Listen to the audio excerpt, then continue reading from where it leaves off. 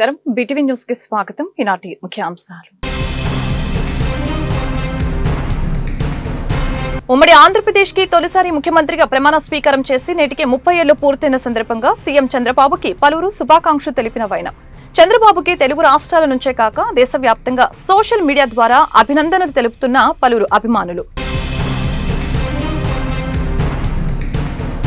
సీఎంగా 30 ఏళ్ల క్రితం ప్రమాణ స్వీకారం చేసిన చంద్రబాబుకి శుభాకాంక్షలు తెలుపుతున్న పలువురు టీడీపీ నేతలు.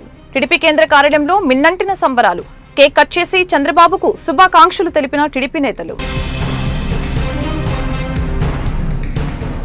ప్రధాని మోదీ తల్లిపై రాహుల్ గాంధీ అనుచిత వ్యాఖ్యలు నిరసిస్తూ బీజేపీ మహిళా మోర్చా ఆధ్వర్యంలో నగరంలో నిరసన ర్యాలీ. ప్రధాని మోదీ తల్లిపై అనుచిత వ్యాఖ్యలు చేయడం దుర్మార్గమని బీజేపీ రాష్ట్ర మహిళా మోర్చా నేతల ఆవేదన. రాహుల్ గాంధీ తక్షణమే దేశంలో ఉన్న మహిళలందరికీ క్షమాపణ చెప్పాలని డిమాండ్. సీఎం నారా చంద్రబాబు నాయుడు ఉమ్మడి ఆంధ్రప్రదేశ్ కి తొలిసారి ముఖ్యమంత్రిగా ప్రమాణ స్వీకారం చేసి నేటికి 30 ఏళ్లు పూర్తయింది. ఈ సందర్భంగా చంద్రబాబుకి తెలుగు రాష్ట్రాల నుంచే కాక దేశవ్యాప్తంగా అభినందనలు వెల్లువెత్తుతున్నాయి.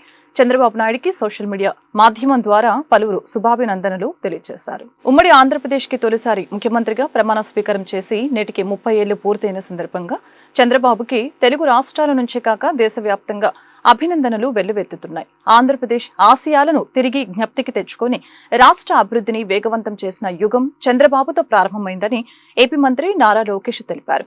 పాలనను సాంకేతికతతో పునర్నిర్మించడం నుంచి నదుల అనుసంధానం, పెట్టుబడులు, హైటెక్ సిటీ, జోనోమ్ వ్యాలీ, అమరావతి వరకు ఆయన నాయకత్వం ఒక అపూర్వ ప్రయాణమని లోకేష్ తెలిపారు. ఈ శుభదినాన హృదయపూర్వక శుభాకాంక్షలు సార్.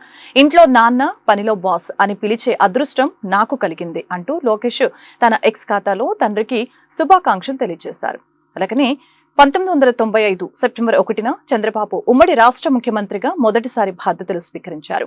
30 ఏళ్లుగా సంపద సృష్టి, సంస్కరణలు, దార్శనికత, అభివృద్ధి, ఆత్మవిశ్వాసం అనే పదాలకు నిర్వచనంగా నిలిచారు. తెలుగు జాతి ఖ్యాతిని ప్రపంచవ్యాప్తం చేశారు అంటూ తెలుగుదేశం పార్టీ తన అధికారిక ఎక్స్ ఖాతాలో పోస్టు చేసింది.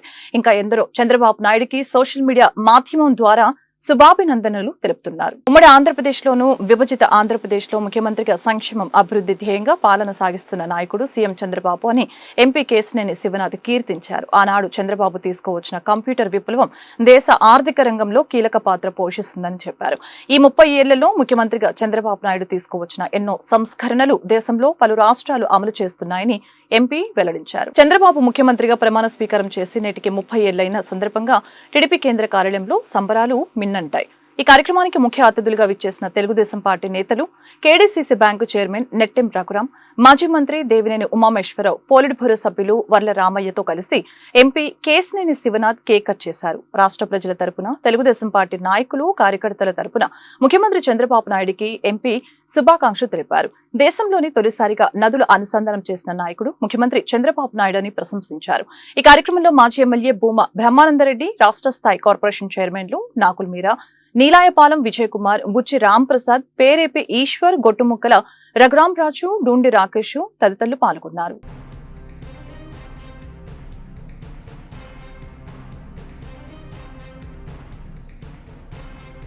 భారత ప్రధాని నరేంద్ర మోదీ తల్లిపై అనుచిత వ్యాఖ్యలు చేయడం దుర్మార్గమని బీజేపీ రాష్ట్ర మహిళా మోర్చా అధ్యక్షులు నిశిత రాజు ఆవేదన వ్యక్తం చేశారు.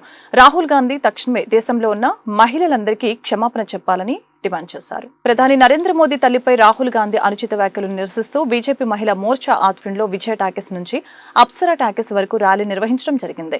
ఈ కార్యక్రమంలో పాల్గొన్న బీజేపీ రాష్ట్ర మహిళా మోర్చా అధ్యక్షులు నిశిత రాజు, బీజేపీ సిటీ ప్రెసిడెంట్ బొడ్డు నాగలక్ష్మి, మహిళా కార్యకర్తలు పెద్ద సంఖ్యలో పాల్గొన్నారు. ఈ సందర్భంగా నిశిత రాజు మాట్లాడుతూ నరేంద్ర మోదీ తల్లిపై అనుచిత వ్యాఖ్యలు చేయడం సరైన విధానం కాదని తెలియజేశారు. రాహుల్ గాంధీ తక్షణమే దేశంలో ఉన్న మహిళలందరికీ క్షమాపణ చెప్పాలని తెలిపారు. దేశ ప్రధాని తల్లి అయినా సరే చిన్న గృహంలోనే ఆమె నివసిస్తూ ఉందని చెప్పారు. ఆమెపై ఇలాంటి వ్యాఖ్యలు చేయడం తగదని అన్నారు.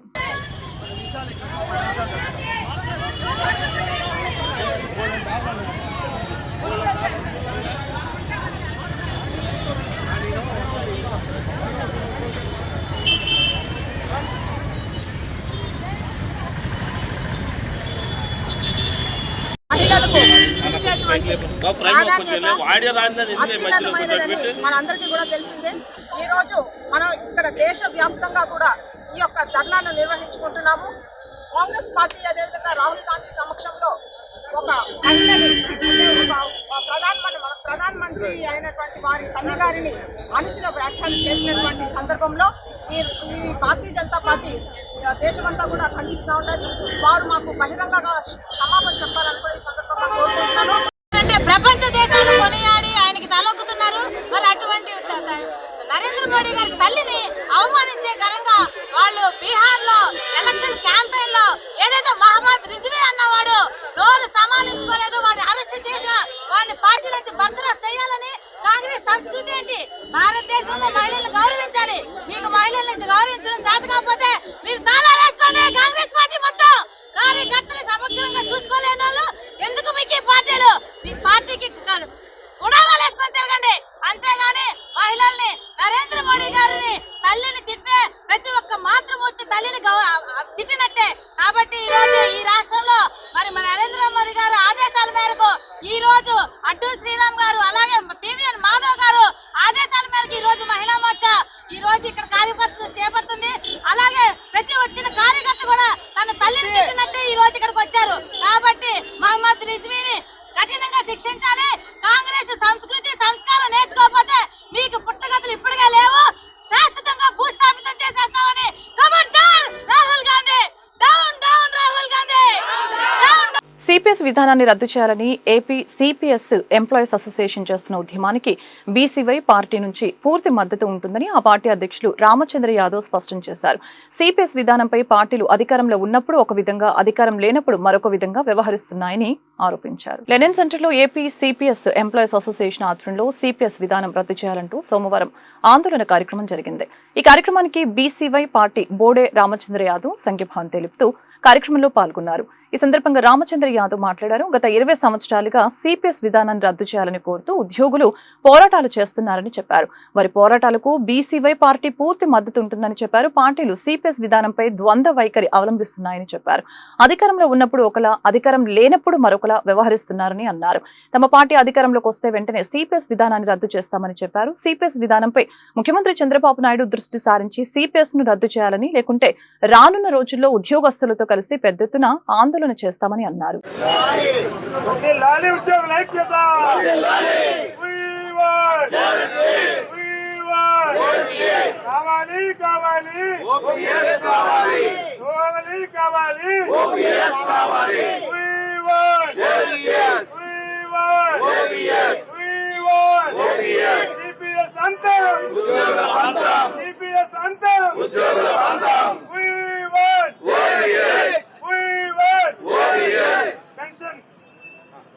సిపిఎస్ విధానానికి వ్యతిరేకంగా ఈ రోజు విజయవాడలో ఏపీ సిపిఎస్ ఎంప్లాయీస్ అసోసియేషన్ ఆధ్వర్యంలో జరుగుతున్న నిరసన కార్యక్రమానికి బీసీవై పార్టీ తరపున మద్దతు ఇవ్వడానికి ఈ రోజు విచ్చేయడం జరిగింది. గత 20 సంవత్సరాల నుండి ఉద్యోగస్తులు సుమారు 80 లక్షల మంది ఉద్యోగస్తులు ఆందోళన చేస్తున్నప్పటికీ కూడా ఈ పార్టీలు నాయకులు ప్రతిపక్షంలో ఉన్నప్పుడు సిపిఎస్ విధానాన్ని రద్దు చేస్తామని చెప్పి హామీ ఇవ్వడము, అధికారంలోకి వచ్చిన తర్వాత ఆ విషయాన్ని విస్మరించి ఉద్యోగులకు అన్యాయం చేసే కార్యక్రమాన్ని చేస్తున్నారు. ఖచ్చితంగా ముఖ్యమంత్రి చంద్రబాబు నాయుడు గారు దీని మీద దృష్టి సాగించి ఇప్పటికైనా సిపిఎస్ విధానాన్ని రద్దు చేయనట్టయితే రాబోయే రోజుల్లో ఉద్యోగస్తులతో కలిసి బీసీవై పార్టీ పూర్తి స్థాయిలో ఆందోళన చేయడానికి సిద్ధంగా ఉంది. ఉద్యోగస్తులకు న్యాయం జరిగేంత వరకు బీసీవై పార్టీ పోరాటం చేస్తుందని ఈ సందర్భంగా తెలియజేస్తున్నారు. ఈ తెలుగు చెప్పడంలో ఇన్ని లక్షల కోట్ల మంది మీద ప్రభావం చూపించేటువంటి ఒక ఆర్థిక పరమైన విధానపరమైన అంశాన్ని ఒక ముఖ్యమంత్రి స్థాయిలో ఉన్నటువంటి నాయకుడు తెలియజేశాడు అని చెప్పడం అంటే అది ఆ పార్టీ యొక్క రాజకీయ అపరిపక్వతని తెలియజేస్తా ఉందనేటువంటి విషయాన్ని మనం చేస్తా ఉన్నాం. అట్లాగే మరి ప్రస్తుతం మరి అధికారంలో ఉన్నటువంటి పార్టీల్లో మరి ప్రధానంగా జనసేన పార్టీ తరఫున ఆ పార్టీ అధినేత తాను మొదట నేను కూడా ఒక పెన్షనర్ బిడ్డనే, నేను వస్తే ఈ పెన్షన్ విధానాన్ని రద్దు చేస్తానని మొదలు చెప్పి తదనంతరం కూటమిగా ఏర్పడిన తర్వాత ఒక సంవత్సరంలో దీన్ని సమీక్ష చేసి ఒక అందరికీ ఆమోదయోగ్యమైన విధానాన్ని తీసుకొస్తామని చెప్పారు. గత ప్రభుత్వంలో వారంలో రద్దు చేస్తామని చెప్పిన ఆయన దీపోతూ కొత్త పెన్షన్ విధానం జీపీఎస్ అని చట్టాన్ని చేసిపోయాడు. ఈయనేమో సంవత్సరం తర్వాత ఈ రెండింటినీ సమీక్ష చేస్తున్నారు. సంవత్సరం ముగిసింది, ఈ రోజు వరకు ఎటువంటి పురోగతి లేని కారణంగా ఈ రోజు ఈ సమస్య మీద తిరిగి పోరాటాలు ఉధృతం చేయాలనే ఉద్దేశంతో రాష్ట్ర వ్యాప్తంగా సిపిఎస్ ఉద్యోగ సంఘాల ప్రతినిధులు ఎవరైతే ఇక్కడికి వచ్చారో వారందరికీ ఆంధ్రప్రదేశ్ ప్రభుత్వ ఉద్యోగుల సంఘం పక్షాన హృదయపూర్వక అభినందనలు తెలియజేస్తూ ఆంధ్రప్రదేశ్ ప్రభుత్వ ఉద్యోగుల సంఘం వ్యక్తిగతంగా నేను వీళ్ళ యొక్క డిమాండ్ కి సంఘీభావంగా ఈ రోజు నాకు నేనుగా వీళ్ళతో కలిసి వారిని నల్ల వేసుకుని నా నిరసన తెలియజేస్తున్నాననేటువంటి విషయాన్ని ఈ సందర్భంగా మనవి చేస్తా ఉన్నా. ప్రభుత్వానికి కూడా నేను ఈ సందర్భంగా హితవు పలుకుతా ఉన్నా. సమస్యని దాటవేసినందువల్ల కాలయాపన చేసినందువల్ల అది ఏ రకంగానూ పరిష్కారము కాదు, మీకు రాజకీయంగా మేలు చేయదు. అది ఏదో ఒక పరిష్కారాన్ని, శాశ్వత పరిష్కారానికి మీరు ముందుకు రావాల్సినటువంటి అవసరం ఉన్నది. సమస్యని నానబెట్టినందువల్ల అది మరింత జటిలమవుతుందే తప్ప దానికి మార్గం సుగమం కాదనే విషయాన్ని ప్రభుత్వం కూడా గుర్తెరిగి తక్షణమే తాను ఇచ్చిన హామీ మేరకు సంవత్సరం పూర్తయింది కాబట్టి ఈ సిపిఎస్ జిపిఎస్ అంశాలకి ఒక శాశ్వత ముగింపు పలకాలని నేను డిమాండ్ చేస్తా ఉన్నా. Thank you. భక్తులకు ఎటువంటి ఇబ్బందులు కలగకుండా అన్ని ఏర్పాట్లు పూర్తి చేశామని డోండి గణేష్ సేవా సమితి మేనేజ్మెంట్ కమిటీ మెంబర్ కొత్త ముక్తేశ్వరరావు వెల్లడించారు. లక్షలాది మంది భక్తులు స్వామివారిని దర్శించుకొని తీర్థ ప్రసాదాలు స్వీకరించారని స్పష్టం చేశారు. డోండి గణేష్ సేవా సమితి ఆధ్వర్యంలో జరుగుతున్న గణపతి ఉత్సవాలలో ఆదివారం లక్షలాది మంది భక్తులు 72 అడుగుల మట్టి గణపతిని దర్శించుకున్నారు. పలువురు నగర ప్రముఖులు స్వామివారిని దర్శించుకుని ప్రత్యేక పూజలు నిర్వహించారు. ఈ సందర్భంగా డోండి గణేష్ సేవా సమితి మేనేజ్మెంట్ కమిటీ మెంబర్ కొత్త ముక్తేశ్వరరావు మాట్లాడారు. ఆదివారం స్వామివారిని దర్శించుకునేందుకు లక్షలాది మంది భక్తులు తరలి వచ్చారని అన్నారు. భక్తులకు ఎలాంటి అసౌకర్యం కలగకుండా అన్ని ఏర్పాట్లు చేశామని చెప్పారు. 6వ తేదీ స్వామివారి నిమజ్జన కార్యక్రమం, స్వామివారి లడ్డూ ప్రసాద వేలంపాట ఉంటుందని, వేలంపాటలో పాల్గొన్న వారు ముందుగా కమిటీని సంప్రదించాలని కోరారు.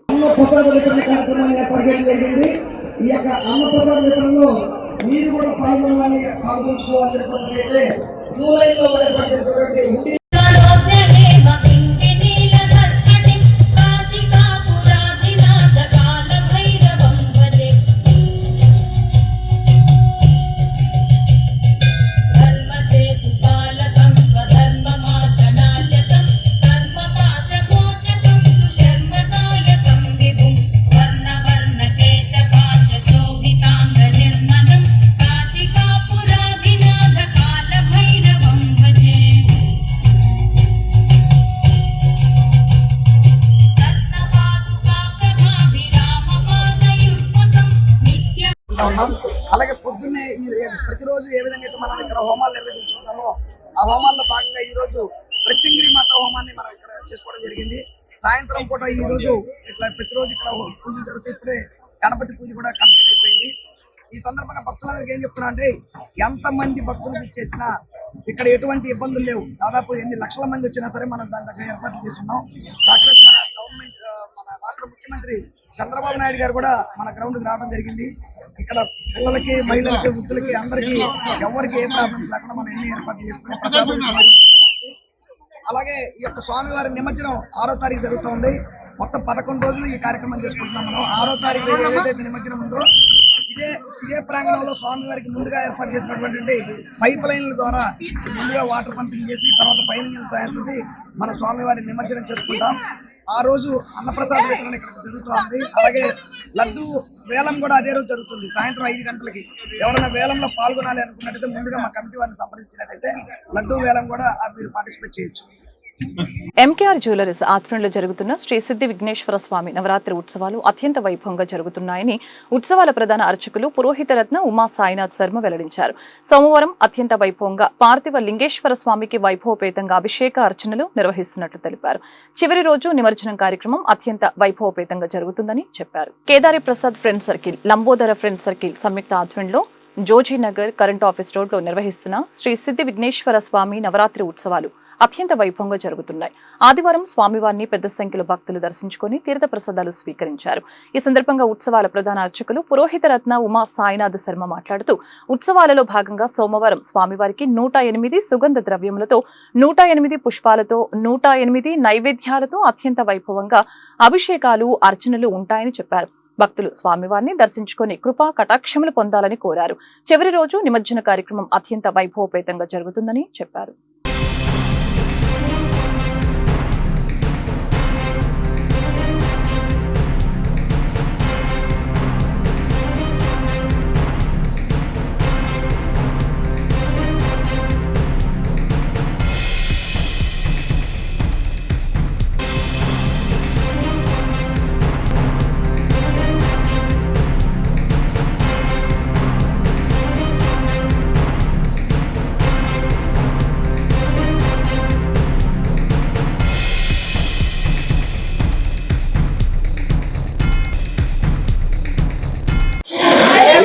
విజయవాడ పట్టణ శ్రేయోభిలాషులందరికీ కూడా పేరు పేరున వినాయక చతుర్థి శుభాకాంక్షలు తెలియజేస్తూ జయ గణేశ జయ జయ గణేశ.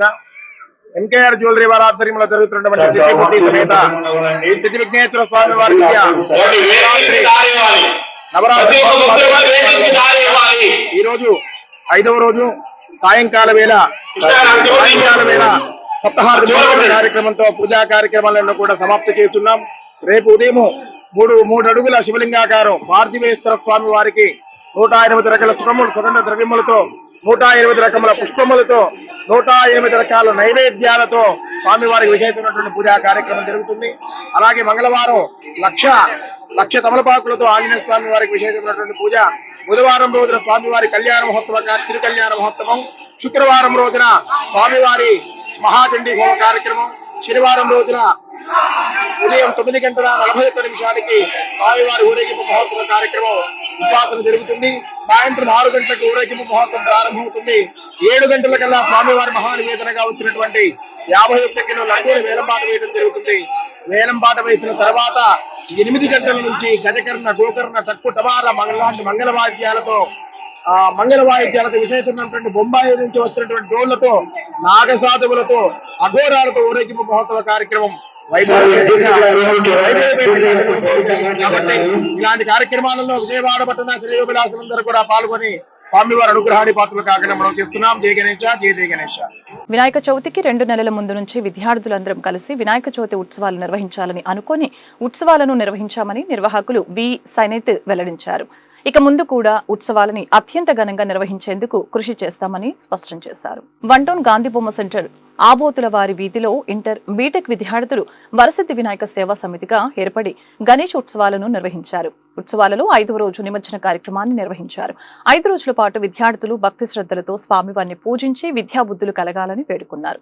ఈ సందర్భంగా ఉత్సవాల నిర్వాహకులు వి సనైత్ మాట్లాడారు. విద్యార్థులు అందరూ కూడా వరసిద్ధి వినాయక సేవా సమితిగా ఏర్పడి ఈ సంవత్సరం నుంచి గణేష్ ఉత్సవాలు నిర్వహిస్తున్నామని తెలియజేశారు. ఇక ముందు కూడా ఉత్సవాలని అత్యంత వైభవంగా నిర్వహించేందుకు కృషి చేస్తామని అన్నారు. 5 రోజుల పూజల అనంతరం స్వామివారిని ఊరేగింపుగా తీసుకువెళ్లి నిమజ్జనం చేస్తున్నట్లు తెలియజేశారు.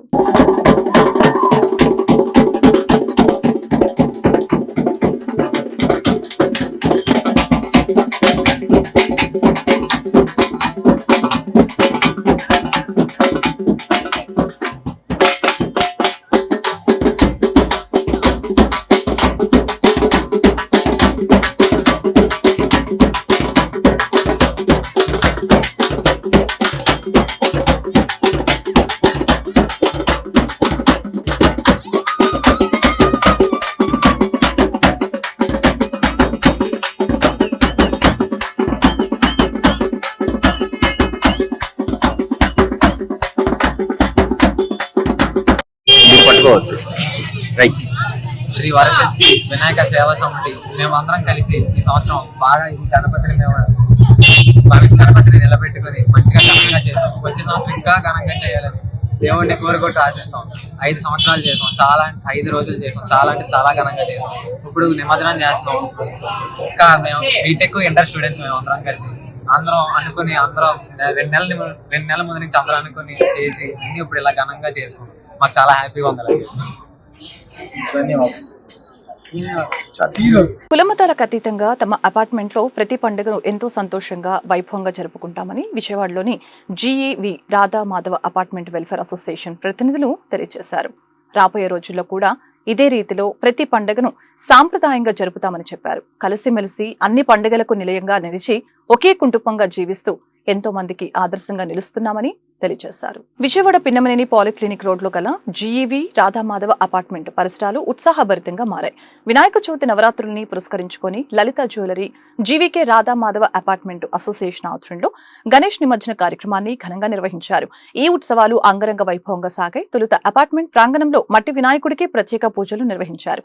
అనంతరం స్వామివారిని ఆకర్షణీయంగా అలంకరించిన ట్రాక్టర్పై ఊరేగింపుగా తీసుకువెళ్లారు. ఈ ఊరేగింపు సందర్భంగా సాంప్రదాయ భక్తి గీతాలు, డీజే సాంగ్స్ నడుమ అపార్ట్మెంట్ వాసులు చిన్న పెద్ద వయోభేదాన్ని విస్మరించి ఆనందంగా నృత్యాలు చేశారు. చిన్నారులు రంగురంగుల దుస్తుల్లో కనువిందు చేశారు. ఈ సందర్భంగా కమిటీ సభ్యులు మాట్లాడుతూ తమ అపార్ట్మెంట్ లో దేశంలోని పలు రాష్ట్రాలకు చెందిన కుటుంబాలు నివసిస్తున్నారని తెలిపారు. అందుకే అన్ని పండుగలను ఏకమై ఘనంగా నిర్వహించడం సాంప్రదాయంగా వస్తుందని చెప్పారు. వినాయక చవితి సందర్భంగా అందరి సహకారంతో ఈ కార్యక్రమాన్ని విజయవంతంగా నిర్వహించామని చెప్పారు. నిమజ్జన యాత్రలో అపార్ట్మెంట్లోని పురుషులు, మహిళలు, యువతి, యువకులు పెద్ద సంఖ్యలో పాల్గొన్నారు. గణనాథుని నినాదాలతో వీధులు మారుమ్రోగాయి. భక్తులు స్వామివారిని హారతులతో వీడ్కోలు పలికి నిమజ్జనం చేశారు.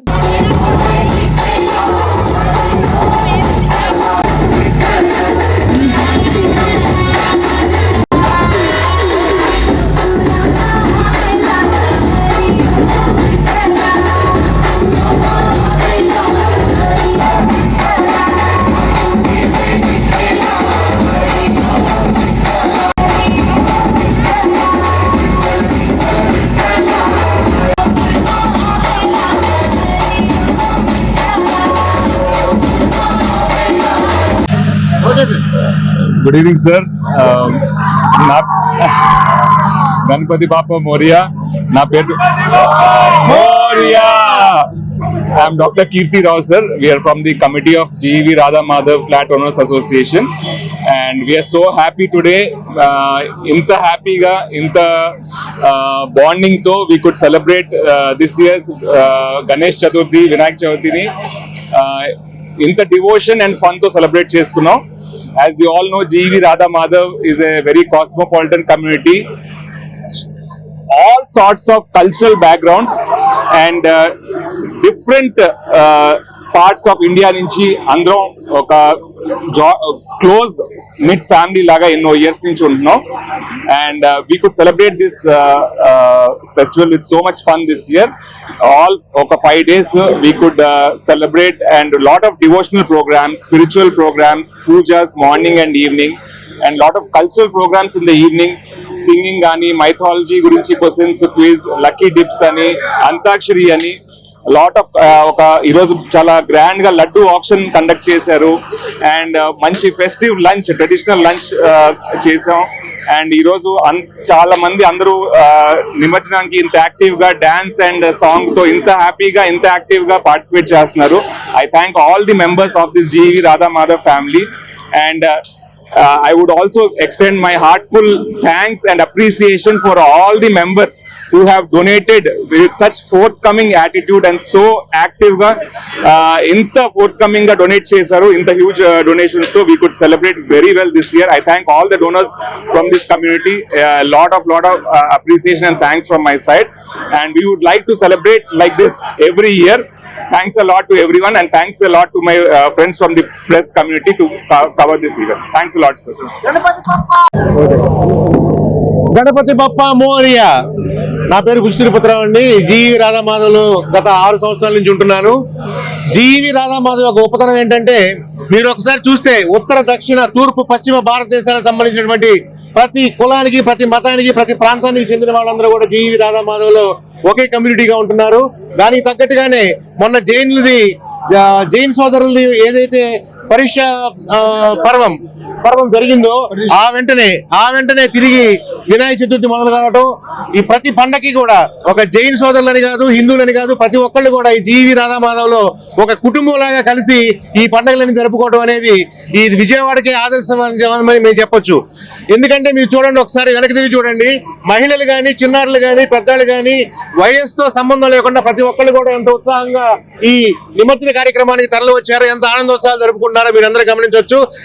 ఇదే జీవి రాధా మాధవ్ బలం. దీనికి సహకరించినటువంటి ప్రతి ఒక్కరికి కూడా మేము పేరు పేరు ధన్యవాదాలు తెలియజేసుకున్నాం.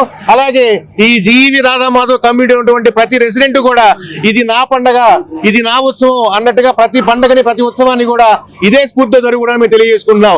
జై గణేశాయ నమః. వాహన రంగంలో తనదైన ముద్ర వేసిన హోండా విజయవాడ మార్కెట్ లో తన 2 bikes CB125 Hornet, shine 100 DX ని తీసుకువచ్చింది. వీటిని బందర్ రోడ్ లోని PVP మాల్ లో ఆవిష్కరించింది. అందరికీ అందుబాటు ధరలో నూతన వేరియంట్ బైక్స్ ని తీసుకువచ్చామని, కావున నగరవాసులు తమ షోరూమ్ ని సందర్శించి అవకాశాన్ని సద్వినియోగం చేసుకోవాలని అన్విత హోండా మేనేజర్ శ్యామ్ ప్రసాద్ కోరారు. ఈ కార్యక్రమాన్ని Sharath Undre zonal head sales, Ganesh Prasad zonal head service, Rohit San area incharge sales, Subani Pathan area incharge service, dealers Anvitha Honda MD Srinivas Somisetti, Shri Santosh Honda MD Srikanth Chukkapalli, Vihari Honda MD Venkatu Maganti నిర్వాహకులు సిబ్బందితో కలిసి కస్టమర్ల సమక్షంలో నూతన వేరియంట్ బైక్ ని లాంచ్ చేశారు. ఈ సందర్భంగా వారు మాట్లాడుతూ వాహన రంగంలో తనదైన ముద్ర వేసిన హోండా తన నూతన వేరియంట్ బైక్స్ ని అందుబాటులోకి తీసుకువచ్చిందని తెలియజేశారు. అందరికీ అందుబాటు ధరల్లో నూతన వేరియంట్ బైక్స్ ని తీసుకువచ్చామని చెప్పారు. ఈ సందర్భంగా నూతన బైక్ ప్రత్యేకతల్ని వివరించారు. CB125 హార్నెట్ లో గోల్డెన్ USD ఫ్రంట్ ఫోర్కులు, కియాన్ ట్యాంక్ ఇగ్నిషన్ సిస్టమ్, బ్లూటూత్ కనెక్టివిటీతో కూడిన 4.2 అంగుళాల TFT డిస్ప్లే వంటి ఫీచర్లు ఉన్నాయని తెలియజేశారు. Shine 100DX engine capacity 98.98 cc కాగా 65 కిలోమీటర్ల మైలేజ్ ఇస్తుందని చెప్పారు. కావున నగరవాసులు తమ షోరూమ్ ని సందర్శించి అవకాశాన్ని సద్వినియోగం చేసుకోవాలని కోరారు.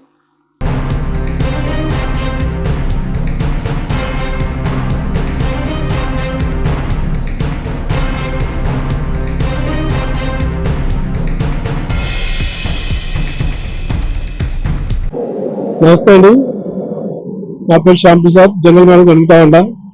నాతో పాటు ఉన్నారు ప్రకాష్ గారు, మేనేజర్ గారు ఉండా, తర్వాత అలెక్ గారు, మేనేజర్ సంతోష్ ఉండా. ఈరోజు మేమందరం కలిసి హోండా మోటార్ సైకిల్లోని కొత్త మోడల్స్ ని లాంచ్ చేయడం జరిగింది ప్రైవేట్ మాల్లో. హోండా 2001లో జపాన్ నుంచి ఇండియాలో వ్యాపారం స్టార్ట్ చేసింది. 2001 నుంచి 2025 వరకు కూడా ఇప్పటి వరకు 60 మిలియన్లు అంటే 6 కోట్ల వెహికల్స్ ఇండియాలో అమ్మకాలు జరిగినాయి.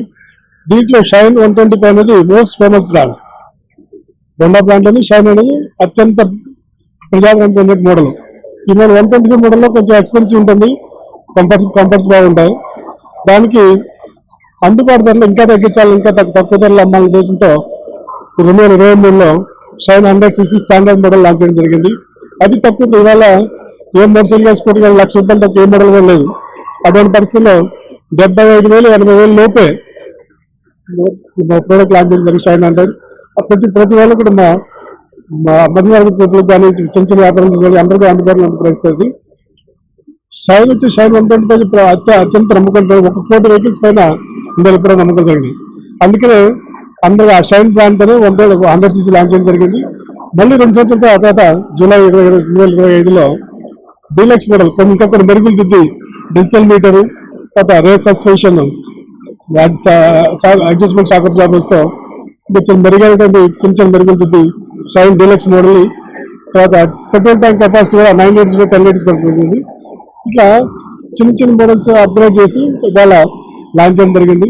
ఇది అందరికీ అందుబాటు 100cc most competitive market. 100cc market competitive మార్కెట్లో ఈ మోడల్ ప్రోడక్ట్ లాంచ్ చేస్తామంటే అది మాకు ఛాలెంజింగ్ చేసుకోవడం కాదు. ఆ ఛాలెంజ్ ఫేస్ చేయాలనుకుంటున్నాం మేము కూడా. అట్లాగే యూత్కి స్పెషల్గా యంగ్స్టర్స్కి స్పోర్ట్స్ మోడల్ అంటే బాగా ఇంట్రెస్ట్. స్పోర్ట్స్ బైక్ ఎక్కువ యంగ్స్టర్స్ వాడుతుంటారు. వాళ్ళకి 2015లో హార్నెట్ అనే మోడల్ లాంచ్ చేయడం జరిగింది. హార్నెట్ కూడా ఆ మోడల్లో బాగా ఫేమస్ మోడల్ అది. దాంట్లో హార్నెట్ 1.6cc 160cc అది. దాన్ని మళ్ళీ 2023లో 200cc మళ్ళీ కొత్త మోడల్ మళ్ళీ లాంచ్ చేస్తారు. మళ్ళీ దాంట్లో కూడా ఇంకా అందరికీ అందుబాటులో ఉండేట్టుగా స్పోర్ట్స్ మోడల్ అంటే ఆల్మోస్ట్ 2 లక్షలు ఉంటుంది వెహికల్. 100 కాస్ట్ 2,70,000 2 లక్షల దాకా ఉంటుంది. అది కూడా అందరికీ అందుబాటులో ఉండాలి ఉద్దేశంతో 1,12,000తో CB హార్నెట్ 125 వాళ్ళు లాంచ్ చేస్తున్నాము. Crazy bike, college street bike ఉంటుంది. అది యంగ్స్టర్స్ కూడా క్రేజీ ఉంటుంది. ఈ 2 months వాళ్ళు లాంచ్ చేస్తాం. అందరికీ అందుబాటులో ప్రజాదరణ పొంది మా ముగ్గురు డీలర్ కూడా మంచి వ్యాపారం చేయాలనుకుంటున్నాం మేము. అలాగే కస్టమర్ సపోర్ట్ వాళ్ళకి మాకు ఉంటుందని అనుకుంటున్నాం మేము. మా వైపు మంచి సర్వీస్ చూడడానికి మేము ప్రిపేర్గా ఉన్నాం మేము. Thank you. తమ జీవితాలు సమాజ సేవకు అంకితం చేసిన మహనీయుల పేర్లు జిల్లాలకు పెట్టాలని social justice forum convener Ravi Srinivas కూటమి ప్రభుత్వాన్ని డిమాండ్ చేశారు. సామాజిక వర్గాల్లోని ప్రముఖుల పేర్లను జిల్లాలకు పెట్టడం ద్వారా సామాజిక వర్గాల యొక్క ఆత్మ గౌరవాన్ని ఆత్మాభిమానాన్ని ఇనుమడింపచేసే విధంగా ఉంటుందని సూచించారు. సోషల్ జస్టిస్ ఫోరం, కాపు ఐక్యవేదిక, బీసీ ఐక్యవేదికల సంయుక్త ఆధ్వర్యంలో ఆదివారం గాంధీనగర్ ప్రెస్ క్లబ్ లో మీడియా సమావేశం జరిగింది. ఫోరం రాష్ట్ర convener Ravi Srinivas, forum working president Jangala Singaiah Yadav, Masabathula Srinivas నరసస్సు తదితరులు పాల్గొని మాట్లాడుతూ జిల్లాల పునర్వ్యవస్థీకరణలో భాగంగా జిల్లాల పేర్లు మార్పు జరుగుతున్న నేపథ్యంలో తమ జీవితాలు సమాజ సేవకు అంకితం చేసిన మహనీయుల పేర్లను జిల్లాలకు పెట్టాలని చెప్పారు. పలు జిల్లాలకు కొందరు మహనీయుల పేర్లు పెట్టాలని కూటమి ప్రభుత్వాన్ని కోరుతున్నామని చెప్పారు. మహనీయుల పేర్లు జిల్లాలకు పెట్టడం ద్వారా సామాజిక వర్గాల ఆత్మగౌరవాన్ని ఇనుమడింప చేసే విధంగా ఉంటుందని ప్రభుత్వానికి సూచించామని అన్నారు. ఈ విషయమై ప్రభుత్వం సానుకూలంగా స్పందించాలని అన్నారు. ప్రతిపాదించిన పేర్లను జిల్లాలకు పెట్టకపోతే పోరాటాలు చేస్తామని ప్రభుత్వాన్ని హెచ్చరించారు. అందరికీ ఉద్యమ నమస్కారములు. నా పేరు Jangala Singarayya Yadav, social justice forum Andhra Pradesh, BC ఐక్యవేదిక ఆంధ్రప్రదేశ్ వర్కింగ్ చైర్మన్ ని. ఈరోజు ఈ కార్యక్రమం యొక్క ముఖ్య ఉద్దేశం మహనీయులు, పుణ్యపురుషులు, చారిత్రకమైనటువంటి వ్యక్తులు, చిరంజీవులు, అలాంటి వ్యక్తులకి మరణం లేదు, వాళ్ళు జీవించే ఉంటారు. వాళ్ళ ఆశయాలు, వాళ్ళ ఆలోచన విధానం మరి కొనసాగించాలనే ఉద్దేశంతో వాళ్ళని మరి చారిత్రక పురుషులుగా, మహనీయులుగా, వాళ్ళు చేసిన త్యాగాల్ని, వాళ్ళు పొందిన అమరత్వాన్ని, వాళ్ళు చేసినటువంటి మరి పరిపాలన కావచ్చు, సంస్కరణలు కావచ్చు, వాళ్ళు జీవించి ఉన్న కాలంలో ఈ సమాజానికి, దేశానికి చేసిన సేవలను గుర్తిస్తూ మరి ఈ యొక్క ఆంధ్రప్రదేశ్ రాష్ట్ర ప్రభుత్వం ఈరోజు చేపట్టినటువంటి జిల్లాల పునర్వ్యవస్థీకరణ, పేర్లు, అదేవిధంగా కొత్త జిల్లాల ఏర్పాటులో భాగంగా సోషల్ జస్టిస్ ఫోరం, కాపు ఐక్యవేదిక, బీసీ ఐక్యవేదిక పక్షాన మరి మంత్రివర్గ ఉపసంఘానికి, రాష్ట్ర ప్రభుత్వానికి, ముఖ్యమంత్రి గారికి, ఉప ముఖ్యమంత్రి గారికి మరి సౌహృదయంగా విజ్ఞప్తి చేస్తున్నాం. మరి మిత్రులారా గమనించండి, స్వాతంత్ర సమరయోధులు సర్దార్ గౌతురచ్చన్న గారి పేరును శ్రీకాకుళం జిల్లాకు పెట్టాలని మేము సూచన చేస్తున్నాం. అదేవిధంగా మరి స్వర్గీయ బడుగు బలైన వర్గాల ఆశాజ్యోతి పేదల పాలిటి పెళ్లిది, మరి ఆజన్మాంతం పేద ప్రజల కోసం పోరాడినటువంటి వ్యక్తి, బెజవాడ గడ్డ మీద పుట్టినటువంటి కార్మిక నాయకుడు, ప్రజానాయకుడు వంగవీటి మోహన్ రంగా గారి పేరును కృష్ణా జిల్లాకు పెట్టవలసిందిగా విజ్ఞప్తి చేస్తున్నాం. అదేవిధంగా ప్రజాకవి, పల్నాడులో పుట్టినటువంటి మరి బడుగుల బిడ్డ మరి గుర్రం జాషువా గారి పేరుని గుంటూరు జిల్లాకు పెట్టవలసిందిగా విజ్ఞప్తి చేస్తున్నాం. అదేవిధంగా బీసీల ఆరాధ్య దైవం బీపీ మండల్ గారి పేరుని బాపట్ల జిల్లాకు పెట్టవలసిందిగా విజ్ఞప్తి చేస్తున్నాం. ఐక్యవేదిక రాష్ట్ర convener, social justice forum co chairman Dana Goud నా పేరు. ఈరోజు మనం జిల్లాల పునర్విభజన చేయటం కానీ, క్రొత్త జిల్లాల ఏర్పాటు కానీ, ఆ జిల్లాలకి పలువురు నాయకుల యొక్క పేర్లు పెట్టడం కానీ క్రొత్త ఏమీ కాదు. గతంలో మా మాసాబత్తులు చెప్పినట్టు నెల్లూరు జిల్లాకి పొట్టి శ్రీరాములు జిల్లా అని చెప్పి, అలాగే హైదరాబాద్ దగ్గర రంగారెడ్డి జిల్లా అని చెప్పి, అలాగే ప్రకాశం పంతులు గారి పేరు ఒంగోలు ప్రాంతంలో ప్రకాశం జిల్లా అని చెప్పి పెట్టాం. మరి ఇటీవల కాలంలో 13 జిల్లాలుగా ఉన్నటువంటి ఆంధ్రప్రదేశ్ని విభజన ఆంధ్రప్రదేశ్ 26 జిల్లాలుగా చేసిన తర్వాత కూడా క్రొత్త జిల్లాలకి పలు రకాలైనటువంటి పేర్లు పెట్టడం మీకు తెలుసు. ఉమ్మడి శ్రీకాకుళం జిల్లాగా ఉండేటటువంటి పార్వతీపురం ప్రాంతానికి మన్యం జిల్లా పేరు పెట్టారు. అలాగే పాడేరు ప్రాంతానికి అల్లూరి సీతారామరాజు జిల్లా పేరు పెట్టడం జరిగింది. అలాగే మన తూర్పుగోదావరి జిల్లాకి సంబంధించి కోనసీమ ప్రాంతం అమలాపురం ప్రాంతానికి డాక్టర్ బిఆర్ అంబేద్కర్ కోనసీమ జిల్లా అని పెట్టడం జరిగింది. అలాగే మన ఉమ్మడి కృష్ణా జిల్లాలో విజయవాడ ప్రాంతానికి సంబంధించి ఎన్టీఆర్ జిల్లా పేరు పెట్టడం జరిగింది. అలాగే ఇటు బాపట్ల కానీ, ఇటు మాచర్ల కానీ, మనకి రాయలసీమ ప్రాంతానికి పోయినట్లయితే ఉమ్మడి కడప జిల్లాకు సంబంధించి రాయచోటి ప్రాంతానికి అన్నమయ్య జిల్లా. మరి ఆయన గొప్ప శ్రీ వెంకటేశ్వర స్వామి యొక్క కీర్తనలు పాడటం ద్వారాగా ఆయన మన వీరులాగా మంచి కవి, సంకీర్తనలు పాడటంలో ఇదే మంచి పేరు ప్రఖ్యాతులు ఉన్నటువంటి అన్నమాచార్య రాయచోటి ప్రాంతానికి పెట్టడం కానీ, అలాగే ఉమ్మడి చిత్తూరు జిల్లాలో మన మీడియా మిత్రులకు, గౌరవ మీడియా మిత్రులందరికీ నమస్సుమాంజలి. నా పేరు రావి శ్రీనివాస్, సోషల్ జస్టిస్ ఫోరం రాష్ట్ర కన్వీనర్, కాపు ఐక్యవేదిక రాష్ట్ర చైర్మన్. ఈరోజు మరి ప్రధాన ఉద్దేశం మరి గౌరవ మంత్రిమండలి ఉపసంఘానికి మరి వివిధ జిల్లాల యొక్క పేర్లు మరి మా సోషల్ జస్టిస్ ఫోరం, అదేవిధంగా కాపు ఐక్యవేదిక, బీసీ ఐక్యవేదికల పక్షాన సంయుక్తంగా మేము కొన్ని ప్రతిపాదనలు ప్రభుత్వం వారికి సమర్పించడం కోసం ఈరోజు ఈ యొక్క పాత్రికేయుల సమావేశం ఏర్పాటు చేయడం జరిగింది. గౌరవ ముఖ్యమంత్రి గారి యొక్క ఆదేశాల మేరకు ఈరోజు పనిచేస్తున్నటువంటి కేబినెట్ సబ్ కమిటీ మరి జిల్లాల పునర్వ్యవస్థీకరణ, అదేవిధంగా జిల్లాల పేర్లు సంబంధించి మరి మంత్రివర్గ ఉపసంఘం పనిచేస్తూ ఉంది. దాని ద్వారా మరి జిల్లాలకు సంబంధించినటువంటి పేర్లు కొన్ని ప్రతిపాదనలు మేము సోషల్ జస్టిస్ ఫోరం పక్షాన సూచించడం జరిగింది. ఆ యొక్క ప్రతిపాదనల్ని గౌరవ మంత్రివర్గ ఉపసంఘం వారు ప్రభుత్వం వారికి మరి ముఖ్యంగా గౌరవ ముఖ్యమంత్రి గారికి, అదేవిధంగా గౌరవ ఉప ముఖ్యమంత్రి గారికి తెలియజేసి మా యొక్క సిఫారసుల్ని మరి పాజిటివ్ దృక్పథంతో సానుకూలంగా పరిశీలించి ఆ యొక్క సిఫారసుల్ని ఆమోదించాలని చెప్పి కోరుతూ మరి ఈరోజు మీడియా ద్వారా మా యొక్క ప్రతిపాదనలు తెలియజేయడం జరుగుతూ ఉంది.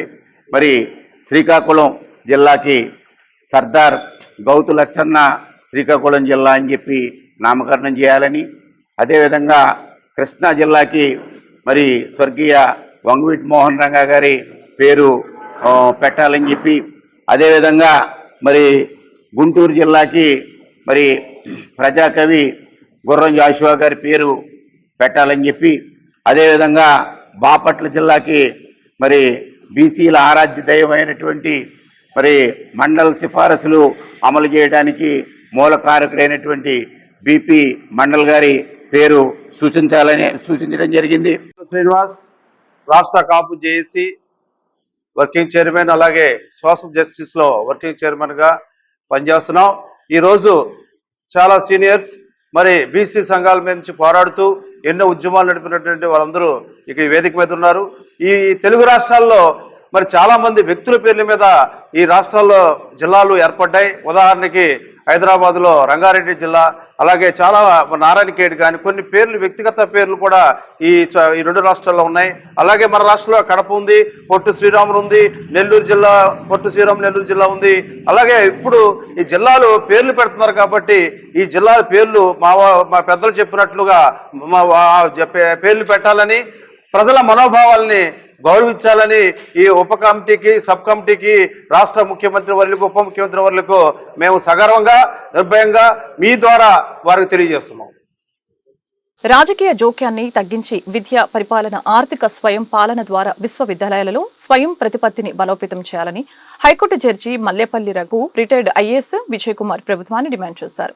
ప్రభుత్వాలు ప్రైవేటు యూనివర్సిటీలకు ప్రాధాన్యతనిస్తూ ప్రభుత్వ యూనివర్సిటీలను నీరు కార్చే ప్రయత్నం చేస్తున్నారని ఆరోపించారు. ఏపీ ఇంటలెక్చువల్ ఫోరం ఏపీఐపీ ఆధ్వర్యంలో గాంధీనగర్ ప్రెస్ క్లబ్ లో మీడియా సమావేశం జరిగింది. ఈ కార్యక్రమంలో high court judge Mallepally Raghu, retired IAS Vijay Kumar హాజరై మాట్లాడారు. చదువు ఉంటేనే జ్ఞానం వస్తుందని, ఆ జ్ఞానం వల్లనే సమాజం అభివృద్ధి చెందుతుందని, అందుకే యూనివర్సిటీలు వచ్చాయని చెప్పారు. అటువంటి యూనివర్సిటీలను నేడు ప్రభుత్వాలు నిర్వీర్యం చేస్తున్నాయని మండిపడ్డారు. యూనివర్సిటీలలో ఫ్యాకల్టీ రిక్రూట్మెంట్ లేదని చెప్పారు. ముఖ్యంగా గవర్నమెంట్ యూనివర్సిటీల పరిస్థితి అధ్వానంగా ఉందని అన్నారు. పేద విద్యార్థులకు అన్యాయం చేస్తున్నారని అన్నారు. యూనివర్సిటీల జోలికి వెళ్లవద్దని ప్రభుత్వాలను హెచ్చరిస్తున్నామని అన్నారు. యూనివర్సిటీలకు పూర్వ వైభవం తెచ్చేలా ప్రభుత్వం చర్యలు తీసుకోవాలని అన్నారు.